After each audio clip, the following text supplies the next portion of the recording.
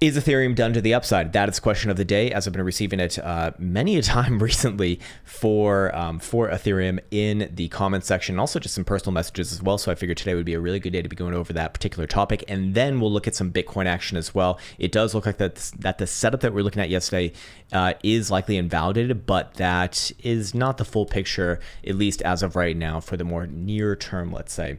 Anyways, let's just jump right in the chart view right here, looking at Ethereum on the weekly time frame, and thus far, it has had a decent run to the upside from the September/October lows, about a 73% move to the upside. But within the context of the overall market, that is still on the lighter side. Most things, Bitcoin and other, and other major cryptos, and especially the newer ones, went several hundred of percents to the upside from those September/October lows. And in this case, Ethereum, not even getting a 2x. Like, what do you even deserve? Of course, it's still a very impressive move, but by the standards of cryptocurrency land, not all that great. And with this lackluster sort of past week, the question is the run done to the upside? So for this particular instance, or this particular not demonstration, but just this particular question, a really good way to be addressing this is looking at the HBDR band, specifically the median of returns, which is the squiggly line that my cursor is currently tracing as of right now, this whitish sort of squiggly line. And basically it is this, and you can apply this knowledge to just about any asset, by the way, Bitcoin included. And in any time that you are above, especially when it has a positive slope, those are upwards trending movements, meaning that you really actually can't even expect upside if you are below. I mean, you can, like on reversals, but you wouldn't be expecting an uptrend unless it's literally just starting. So in this case, we can see that Ethereum actually has been riding it ever since it broke back above it in late October, when it started to somewhat join this overall crypto rally. And in recent times, has been using the median as a bit of a base around about 2,200 on those, on those wick lows that we've seen in the past 1, 2, 3, 4, 5 weeks, actually. Now, here's the thing. The median of returns is now officially at 2371.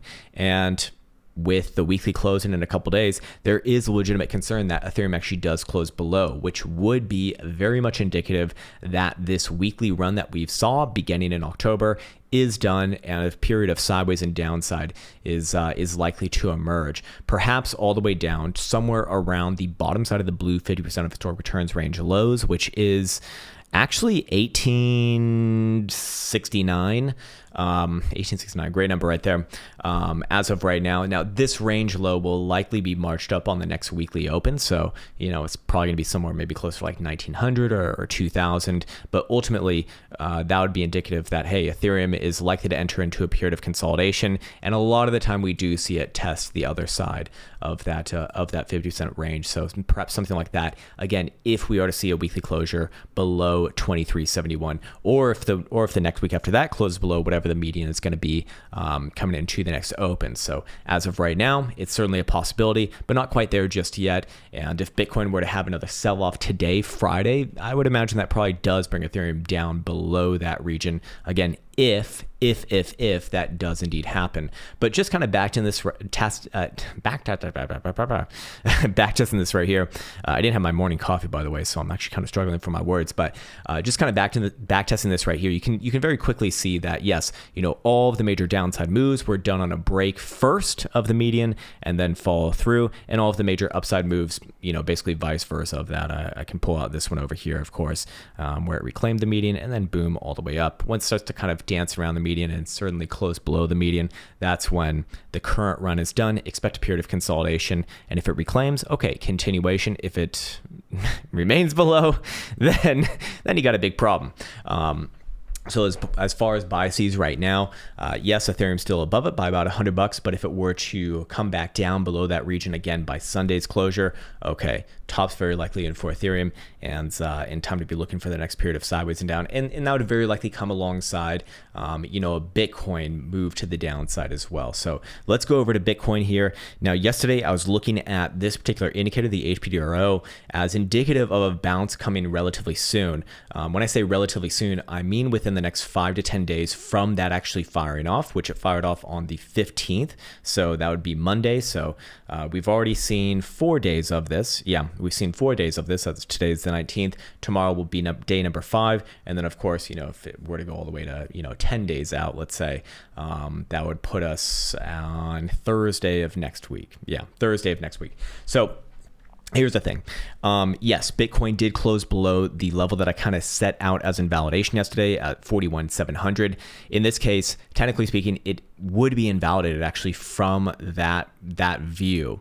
But if I'm just looking at this and I'm just giving my pure opinion on it, I still do think it's going to bounce. And I still do think that, these sort of reads here on the HPDRO indicator that are, around negative 80, it's just such a high probability that we do see bounces from this region. It's hard not to still think that, especially when we haven't necessarily seen the full 5 days that I did measure out all of these on. So again, just for reference, over the not the full history of Bitcoin, but going back to September of 2021, and we could go back further than that as well, but I think that this is just a good place to kind of see fully on the chart here. There's been 18 of those iterations where we saw the HPDRO get that low, and out of 18, 16 of those did produce a bounce within 5 days, in one case or 2 cases up to 10 days, of at least 5% or more, and on the upper end 10%. So in this case, we haven't really seen much in the way of a bounce from when that actually did fire off. There was, for reference, about a 2.5% move. Again, on the lower end, we've seen about at minimum 5% move for the ones that did work out, and for the 2 iterations where it did not work out, it wasn't even just not working out. It was just like, it was as we said yesterday, just go fuck yourself, and straight down. There was no bounce to be had at all whatsoever. Didn't even look like this. It was just down. It was just straight fucking down from there.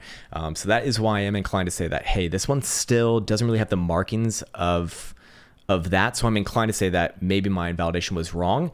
Or maybe this one just is going to take a bit of a different path, and fair enough, that's just part of the game, I suppose. But here's the thing.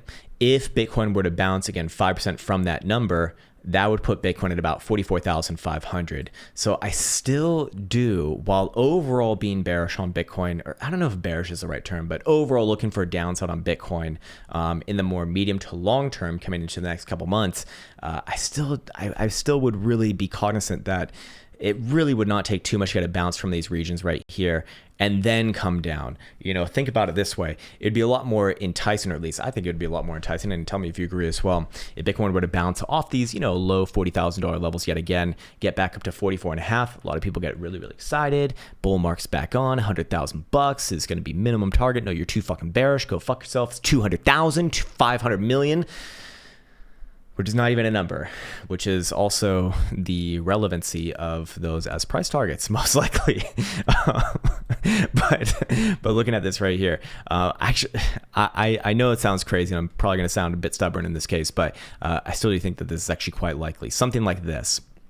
And really, I cannot be bullish on Bitcoin continuing, to continue on this overall rally, as long as it's below $46,500. Above $46,500, okay, fair game. Like this thing's gonna rip to the upside. But for right now, I still do think a small bounce here would really do well to get the market generally on the wrong side before continuing to the downside. Speaking of continuing to the downside, I do want to call out this particular indicator over here. We didn't catch it on the day, or at least I didn't call it out on the day because, well, I don't usually look at it actually, but it's a Oracle Pro, and we did get actually a 12-hour sell signal, pretty much around the top. That was around just below $46,000. But here's the thing: this 12-hour time frame has had some good ebbs and flows over the past, over the past year. But here's the thing: the daily time frame is actually, I believe, getting its first sell signal. It's getting its first sell signal since a very long time. The last one that we had was back here, or actually technically it was right here, but the last good one that we saw was in August, middle of August, before this downside move, which it actually caught literally just one day before that, if you're looking at closures. So it actually did get the bulk of this move right here. Then this extra signal was, of course, a trap and a fake out. Not good at all. But other than that, these signals have been at least good for a little bit of continuation. especially when, Bitcoin was in more bearish stance, which I don't think it's at right now. But ultimately, these things kind of play hand in hand with each other does make me strongly consider that, again, Bitcoin more poised for overall downside from here. When I say that, again, like more downside, Bitcoin is less likely to make new highs on this rally above the current high at $49,000 before making new lows below, I guess the December lows here. Yeah. Something like that would make a lot more sense. Now, I also do want to bring up another chart, one that we've referenced plenty of times in the past, not so much in the past like week or two, or maybe even 3 weeks, but this is the GBDC chart right here. Again, it was a really good sort of leading indicator of what was likely to happen over the past few months, as we did see that GBDC was kind of playing hand in hand with the whole ETF business, and there seemed to be a lot of moves that were telegraphed on GBDC first before we saw it on spot price action. And we are seeing, again, indications here on the weekly time frame for GBDC of actual reversal. Not only do you have, this sort of a doge dildo right here, but also testing up into those actually, this one was December 2021 high.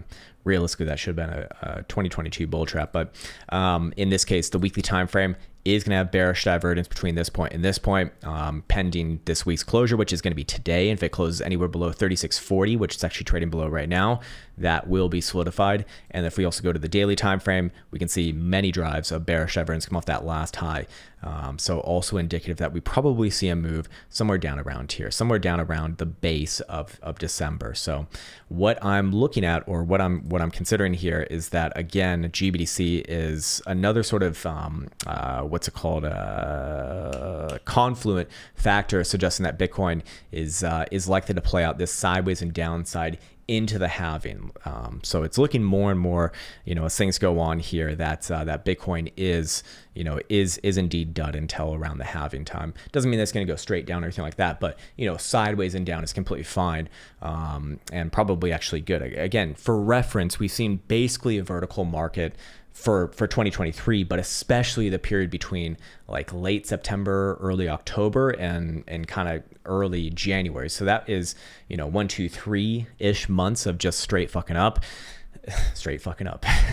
It wasn't fucking up, but it was fucking up, man. If you know what I mean. But what I'm trying to say is that it's not like super crazy to think that, hey, Bitcoin's probably going to come down from these regions and base itself sometime around halving time. So I am starting to be more and more convicted of that whole view. Again, I'll point towards last Saturday's video on a full statistical analysis and probabilistic analysis of that. I won't go through it in this video because it's already probably long enough, but with the way that price action acted yesterday, I do become more and more convicted of that, in the sense that, if Bitcoin does have a short-term bounce here, it's very likely just that, a short-term bounce. And, again, I still do think it could very easily have a bounce here. I don't think it's going to be as easy as just slicing through like that. I don't think it's going to be that easy. But that's just an opinion, and I should be very, very abundantly clear about that. That's not based on well, I mean, it kind of is based on statistics, because, well, this setup right here, I mean, theoretically should bounce, or more likely to bounce, but it really is opinion based, I would say. So I do want to make that distinction, because it is a big distinction. My opinion is wrong all the time. However, probabilistic analysis, it's going to be right more often than not. So it's like putting the puzzle piece together. It's like, okay, short-term bounce, but down after that, still very much likely. What does that mean for Ethereum? If we do see that on Ethereum, you'd expect to see it below 2371. That's going to be the big one for me. If you see that, Ethereum probably coming down to 2,000, maybe even a little bit below there by 100 or 200 bucks before the next sort of basing attempt. But yeah, that's going to do it for today. Keep in mind those weekly closures, because today is Friday, so we're going to see, traditional markets close for the weekly, which also means that CME will as well. And I expect that those are going to really start to run things even more so now that we have ETFs for Bitcoin, which just mean that everything's going to be, probably revolving around that. So we'll start to check out those charts actually more often as more data comes in. But for right now, they're just too new. All right, that's going to do it for today. As always, I want to wish you the best. Take care, much love, and see you hopefully tomorrow.